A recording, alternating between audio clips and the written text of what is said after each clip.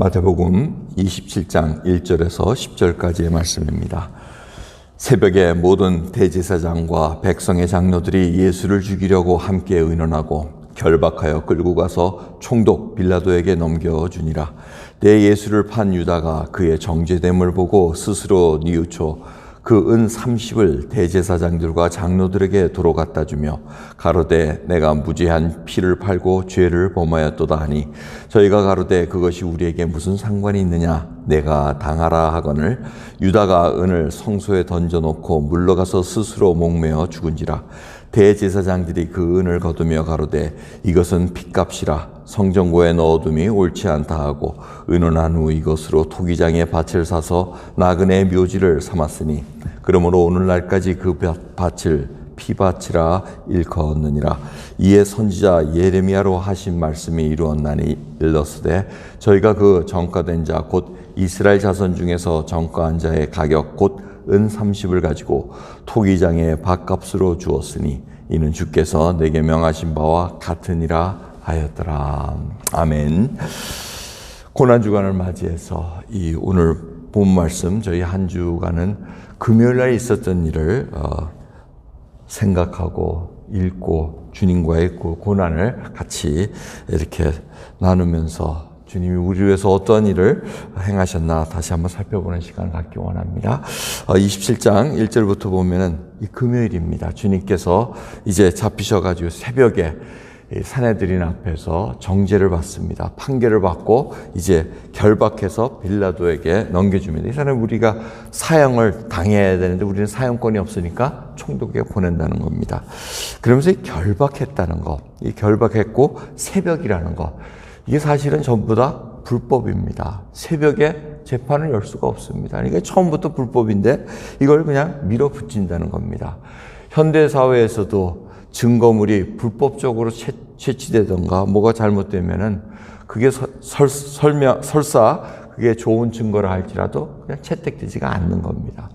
근데 지금은 이 새벽에 재판을 할 수도 없고 이러한 일들, 그리고 죄가 없으신데 결박까지 합니다. 이 결박했다는 거는 사형수나 아주 중대한 범죄자들을 의미합니다. 여러분 한번 오늘 결박을 한번 해보시죠. 결박을 해가지고 이렇게 된 상태에서 계속 움직여 보십시오. 굉장히 힘듭니다. 우리 팔이 움직여서 걸을 수 있는데 이 산헤드린 이 공회에서 빌라도 지금 잠시 거처를 갖고 있는 그 총독 관저까지 이렇게 가려 그러면 그 여러분들 다 영화나 이런 걸 보시면 아시겠지만 이 길이 다 좁습니다. 돌길입니다. 그걸 그냥 이렇게 묶여가지고 가로가고 하셨던 그 이 주님의 발걸음을 한번 오늘 같이 해보시기 바랍니다. 뭐 5분이라도 이렇게 묻혀가지고 이렇게 한번 다녀보시기 바랍니다.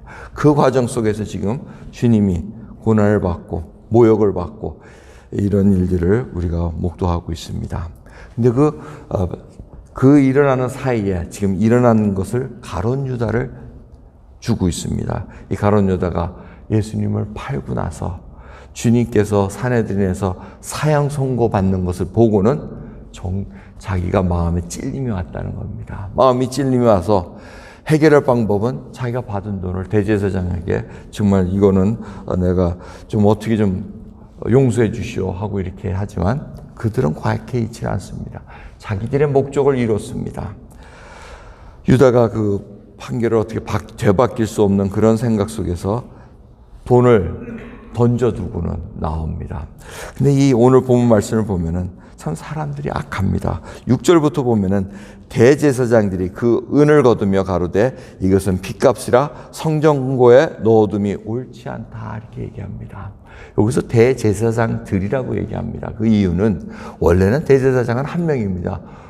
죽을 때까지 종신제를 해야 되는데 이 로마가 하면서 이 대제사장 직분이 그냥 정치적으로 이용이 됩니다. 그래서 뭐 1년 했다가 잘라버릴 수도 있고 뭐 이래가지고 오늘 이번 말씀도 보면은 가야바와 안나하고 사위하고 장인 사이인데 이들이 다 대제사장이라고 얘기합니다.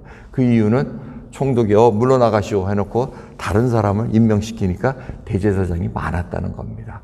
그래서 대제사장들과 이들이 의논을 하는데 이들이 얼마나 악합니까? 핏값인지 알고 성전구에서 돈을 빼서 줍니다.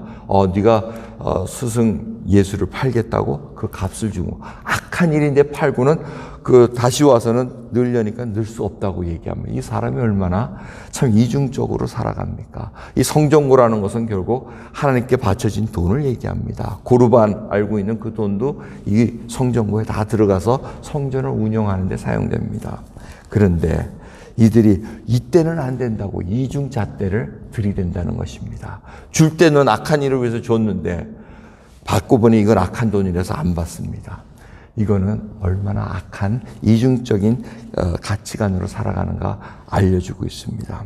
그러니 이 안이 다 썩었다는 겁니다.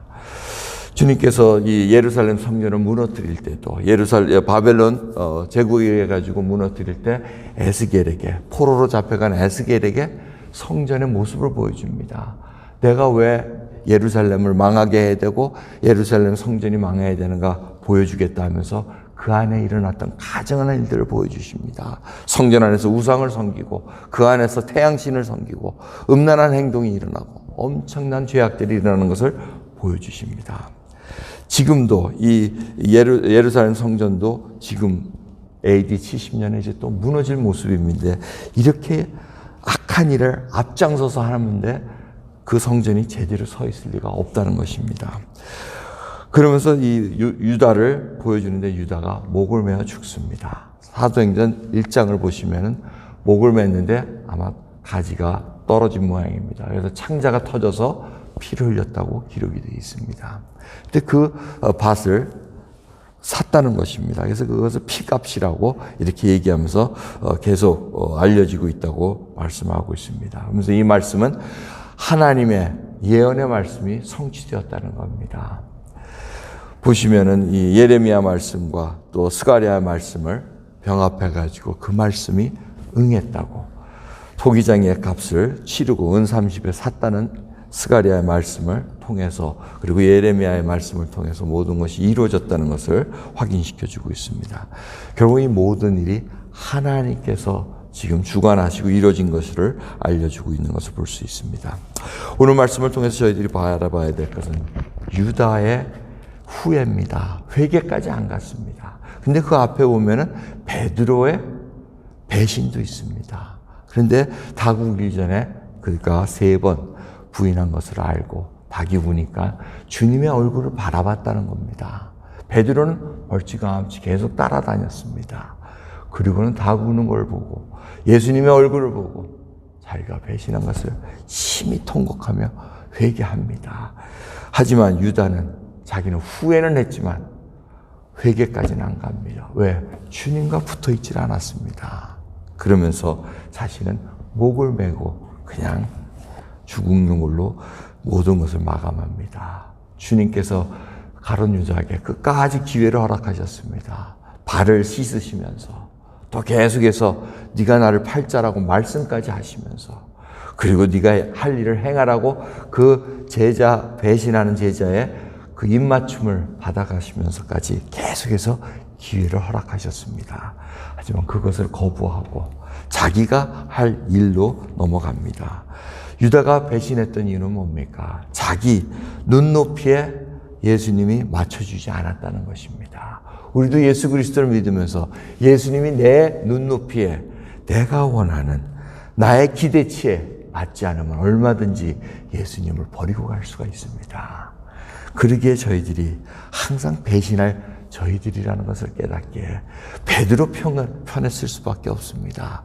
저희는 계속해서 예수님을 얼굴을 바라보며 주님의 은혜를 간구해야 됩니다. 주님, 제가 비록 주님의 말씀대로 지금 움직이지 못하지만 주님 없이는 살 수가 없나이다. 이 고백이 흘러넘쳐야 됩니다. 두 번째는 가룟 유다가 왜 예수님을 또 배신하고 팔니까?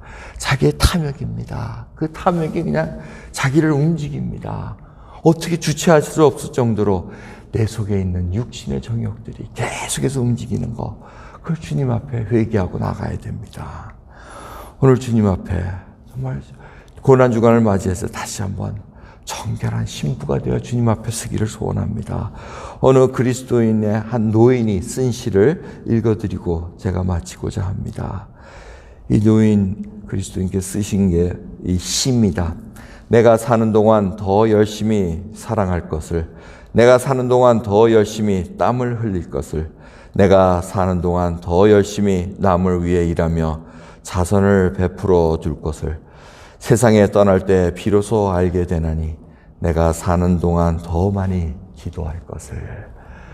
오늘 이 시간 주님 앞에 회개하고 다시 한번 쓸 수 있는 저와 여러분 되기를 소원합니다. 기도하겠습니다. 하나님 아버지, 정말 주님 배울 날이 날로 다가오고 있습니다.